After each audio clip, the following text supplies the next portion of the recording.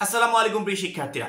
অনার্সের কোনো একটা সাবজেক্ট নিয়ে তুমি যদি পড়াশোনা করতে চাও, আমি চাইলেই কিন্তু আমাকে অনার্সে কোনো একটা সাবজেক্ট দিয়ে দিবে না যে আমি বাংলা নিয়ে পড়তে চাই, আমি গণিত নিয়ে পড়বো, আমি পদার্থবিজ্ঞান নিয়ে পড়বো। আমি চাইলেই কি আমাকে দিয়ে দিবে? একদমই না। ভর্তি পরীক্ষা তো আমাদের দিতেই হবে। ভর্তি পরীক্ষা দেওয়ার পরবর্তীতেও কলেজ কর্তৃপক্ষ বিবেচনা করবে যে আমাকে আসলে তারা কোন সাবজেক্টটা দিবে। আমি যে সাবজেক্টগুলো পছন্দ ক্রম অনুসারে সাজিয়ে দেবো না, ওর ভিতরে যে কোনো একটা সাবজেক্ট আমার চলে আসতে পারে। এবং সাবজেক্ট চয়েস দেওয়ার সময় জাতীয় বিশ্ববিদ্যালয় কর্তৃপক্ষ বা কলেজ কর্তৃপক্ষ বারবার করে বলেছে, একটা শিক্ষার্থী যখনই সাবজেক্ট চয়েস দিবে ওই সাবজেক্টের সাথে তার এইচএসসি পর্যায়ে সাবজেক্টের মিল থাকতে হবে।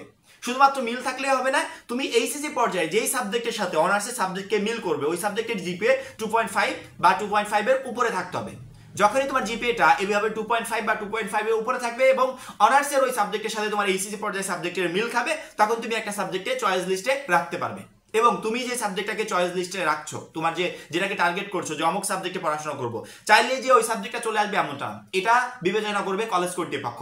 তাদের সিট সংখ্যা হিসেবে, তাদের মেধাক্রম হিসেবে, মানে তুমি মেধাক্রমের কত নাম্বার তালিকায় আছো সেই ক্রমটা হিসেবে তারপর তোমাকে একটা সাবজেক্ট তারা দিবে। এবং সব থেকে জরুরি যে অনার্সে কি কি সাবজেক্ট আছে এই বিষয়গুলো আমাদের জেনে নেওয়া। আমরা অনার্সে আমার বিজ্ঞানে কি কি সাবজেক্ট আছে, আমার মানবিকে কি সাবজেক্ট আছে, আমার ব্যবসায় কি সাবজেক্ট আছে, এই বিষয়গুলো না জেনেই আমরা আনুমানিক সাবজেক্ট চয়েস দিয়ে ফেলি, যার কারণে পরবর্তীতে পছন্দের সাবজেক্টগুলো পায় না পাওয়ার কারণে অনেকে ওই অনার্সে ওই বছরে ভর্তিই হয় না, পরবর্তী বছর আবার চেষ্টা করে। একটা ভর্তি পরীক্ষায় অংশগ্রহণ করার পর সেখানে চান্স পাওয়ার পর যদি সাবজেক্টটা পছন্দ মতো না হয়, পড়াশোনায় মন বসবে? একদমই না।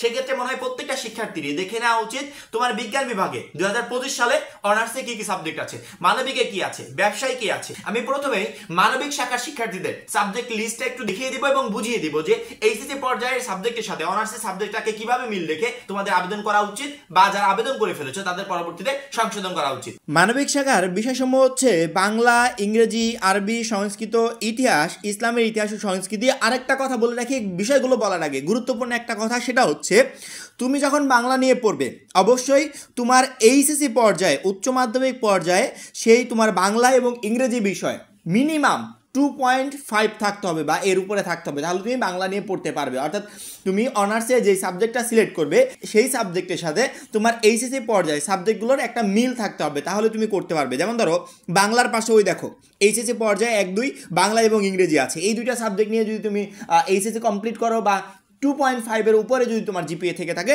তাহলে তুমি অনার্সে বাংলা সাবজেক্টটাকে চয়েস দিতে পারবে। পরবর্তীতে ইংরেজি যারা পড়বে তাদের আবার ইংরেজি থাকতে হবে, আরবি যারা পড়বে তাদের আরবি থাকতে হবে, সংস্কৃত যারা পড়বে অনার্সে তাদের সংস্কৃত বা বাংলা বিষয়ে অবশ্যই 2.5 এর উপরে থাকতে হবে। ইতিহাস যারা পড়বে তাদের ইতিহাস, ইসলামের ইতিহাস ও সংস্কৃত, তারপরে সমাজবিজ্ঞান, সমাজ কল্যাণ, পরিণীতি, সুশাসন, যুক্তিবিদ্যা, মনোবিজ্ঞান, পদার্থবিজ্ঞান, এই টোটাল সাবজেক্টগুলো তাদের অবশ্যই এইচএসসি পর্যায়ে থাকতে হবে এবং জিপিএটা থাকতে হবে 2.5 এর উপরে। তাহলে সেই শিক্ষার্থীটা ইতিহাস সাবজেক্ট নিয়ে পড়াশোনা করতে পারবে। ইসলামের ইতিহাস ও সংস্কৃতির ক্ষেত্রেও একই হিসাব প্রযোজ্য। তারপরে আমরা যদি নিচের দিকে আসি, এখানে দর্শন আছে। দর্শন নিয়ে যদি কেউ কোনো শিক্ষার্থী পড়াশোনা করতে চায় তাহলে এইচএসসি পর্যায়ে রসায়ন, হিসাব বিজ্ঞান, ব্যবসা সংগঠন ও ব্যবস্থাপনা, এই তিনটা সাবজেক্টে 2.5 বা 2.5 এর উপরে জিপিএ থাকতে হবে এইচএসসি পর্যায়ে। ইসলামিক স্টাডিজ নিয়ে যদি কেউ অনার্সে পড়াশোনা করতে চায় তাহলে সেই শিক্ষার্থীদের ইসলাম শিক্ষা, আল ফিকহ, তাজবিদ, আরবি, ইতিহাস, ইসলামের ইতিহাস, সংস্কৃত, তারপরে সমাজবিজ্ঞান, সমাজ কল্যাণ, পদার্থবিজ্ঞান, রসায়ন, হিসাব বিজ্ঞান, ব্যবসা সংগঠন ব্যবস্থাপনা, এই টোটাল সাবজেক্টগুলো তার এইচএসসি পর্যায়ে থাকতে হবে এবং জিপিএ থাকতে হবে 2.5 বা 2.5 এর উপরে। রাষ্ট্রবিজ্ঞান নিয়ে যারা পড়াশোনা করবে তাদের থাকতে হবে এইচএসসি পর্যায়ে পরিণীতি ও সুশাসন, সমাজবিজ্ঞান, সমাজ কল্যাণ, অর্থনীতি, ইতিহাস, যুক্তিবিদ্যা, উচ্চতর গণিত, জীববিজ্ঞান, পদার্থবিজ্ঞান, রসায়ন, হিসাব বিজ্ঞান, ব্যবসা সংগঠন ব্যবস্থাপনা, এই টোটাল সাবজেক্টগুলো এইচএসসি পর্যায়ে থাকতে হবে। সেই সাথে জিপিএ থাকতে হবে 2.5 বা 2.5 এর উপরে। তাহলে তুমি রাষ্ট্রবিজ্ঞান নিয়ে পড়াশোনা করতে পারবে, সমাজবিজ্ঞান নিয়ে পড়াশোনা করতে পারবে, সমাজকর্ম নিয়ে পড়াশোনা করতে পারবে এবং অর্থনীতি নিয়ে পড়াশোনা করতে পারবে। পরবর্তীতে নৃবিজ্ঞান নিয়ে যারা পড়াশোনা করবে তাদের এইচএসসি পর্যায়ে সমাজবিজ্ঞান, সমাজ কল্যাণ, ভূগোল, ইতিহাস, পরিণীতি ও সুশাসন, জীববিজ্ঞান, মনোবিজ্ঞান, পদার্থবিজ্ঞান, রসায়ন, হিসাব বিজ্ঞান, ব্যবসা সংগঠন ব্যবস্থাপনা, এই টোটাল সাবজেক্টগুলো এইচএসসি পর্যায়ে থাকতে হবে এবং এই সাবজেক্টের সকল সাবজেক্টে জিপিএ 2.5 এর উপরে থাকতে হবে। তাহলে তুমি গ্রন্থাগার ও তথ্যবিজ্ঞান নিয়েও পড়াশোনা করতে পারবে। গার্হস্থ্য অর্থনীতি নিয়ে যদি কেউ পড়াশোনা করতে চায় অনার্সে, এই সাবজেক্টটা যদি কেউ চাও তাহলে তোমাদের অবশ্যই এইচএসসি পর্যায়ে গার্হস্থ্য বিজ্ঞান, সাধারণ বিজ্ঞান এবং খাদ্য ও পুষ্টি বিজ্ঞান, ব্যবহারিক শিল্পকলা এবং বস্ত্র ও পোশাক শিল্প, গৃহ ব্যবস্থাপনা, শিশু বর্তন এবং পারিবারিক সম্পর্ক, অর্থনীতি, জীববিজ্ঞান, মনোবিজ্ঞান এর যে কোনো একটা সাবজেক্ট তোমার এইচএসসি পর্যায়ে থাকতে হবে এবং সেই সাবজেক্টের জিপি অবশ্যই 2.5 এর উপরে থাকতে হবে। বিএ অনার্স ইন মিউজিক এই সাবজেক্ট নিয়ে যদি কেউ পড়াশোনা করতে চায় অবশ্যই এইচএসসি পর্যায়ে বাংলা, ইংরেজি, উচ্চাঙ্গ সঙ্গীত, লোকসঙ্গীত, ইতিহাস এই সাবজেক্টগুলো থাকতে হবে এইচএসসি পর্যায়ে এবং এই সাবজেক্টে যে কোনো একটা সাবজেক্টে তার জিপিএ 2.5 এর উপরে থাকতে হবে। এবার দেখবো আমরা বিজ্ঞান বিভাগের শিক্ষার্থীদের জন্য। বিজ্ঞান বিভাগের শিক্ষার্থীদের ক্ষেত্রেও একই নিয়ম প্রযোজ্য, অর্থাৎ তুমি অনার্সে যেই সাবজেক্ট নিয়ে পড়াশোনা করতে চাও সেই সাবজেক্টের সাথে অবশ্যই তোমার এইচএসসি পর্যায়ে সাবজেক্টের মিল থাকতে হবে। যেমন ধরো 1 নম্বরে পদার্থবিজ্ঞান, কোনো শিক্ষার্থী যদি অনার্সে পদার্থবিজ্ঞান সাবজেক্ট নিয়ে পড়াশোনা করতে চায় অবশ্যই এইচএসসি পর্যায়ে তার পদার্থবিজ্ঞান, রসায়ন এবং উচ্চতর গণিত সাবজেক্টের অর্থাৎ যে কোনো একটা সাবজেক্টের ক্ষেত্রে যদি থাকে সেই সাবজেক্টের জিপি অবশ্যই 2.5 এর উপরে থাকতে হবে, এর নিচে থাকলে হবে না।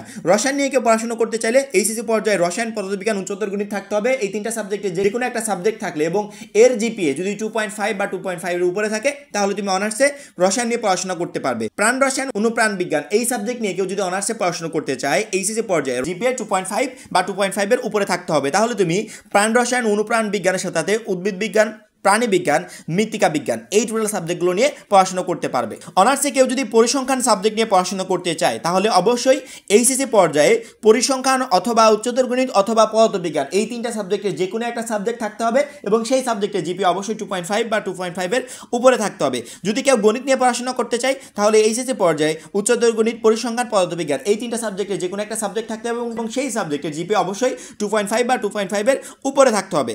অনার্সে কেউ যদি পরিবেশ বিজ্ঞান নিয়ে পড়াশোনা করতে চায় বা ভূগোল ও পরিবেশ নিয়ে পড়াশোনা করতে চায়, এই দুইটা সাবজেক্ট নিয়ে পড়াশোনা করতে চাইলে এইচএসসি পর্যায়ে ভূগোল, সমাজবিজ্ঞান, সমাজ কল্যাণ, পরিণতি, সুশাসন, যুক্তিবিদ্যা, পরিসংখ্যান, পদার্থবিজ্ঞান, রসায়ন, উচ্চতর গণিত, জীববিজ্ঞান, হিসাব বিজ্ঞান, ব্যবসা সংগঠন ব্যবস্থাপনা এই টোটাল সাবজেক্টগুলোর যে কোনো একটা সাবজেক্ট তোমার এইচএসসি পর্যায়ে থাকতে হবে এবং সেই সাবজেক্টের জিপি অবশ্যই 2.5 বা 2.5 এর উপরে থাকতে হবে। অনার্সে কেউ যদি মনোবিজ্ঞান নিয়ে পড়াশোনা করতে চায় অবশ্যই তার এইচএসসি পর্যায়ে গার্হস্থ্য বিজ্ঞান, গার্হস্থ্য অর্থনীতি, যুক্তিবিদ্যা, সমাজবিজ্ঞান, সমাজ কল্যাণ, হিসাব বিজ্ঞান, ব্যবসা সংগঠন ব্যবস্থাপনা, পদার্থবিজ্ঞান, পরিসংখ্যান, রসায়ন, উচ্চতর গণিত এই টোটাল সাবজেক্টগুলোর যে কোনো একটা সাবজেক্ট থাকতে হবে এবং সেই সাবজেক্টের জিপি অবশ্যই 2.5 বা 2.5 এর উপরে থাকতে হবে। এবার দেখবো আমরা ব্যবসা বিভাগের শিক্ষার্থীদের জন্য। ব্যবসা গ্রুপের শিক্ষার্থীদের ক্ষেত্রেও একই নিয়ম প্রযোজ্য।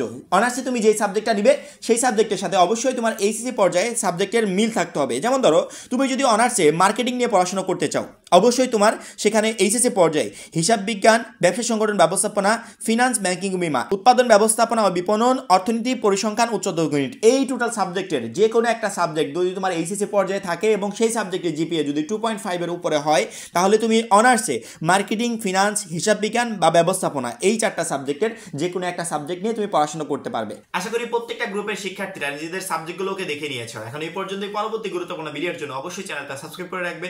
সবাই ভালো থাকবে, সুস্থ থাকবে। আল্লাহ হাফেজ।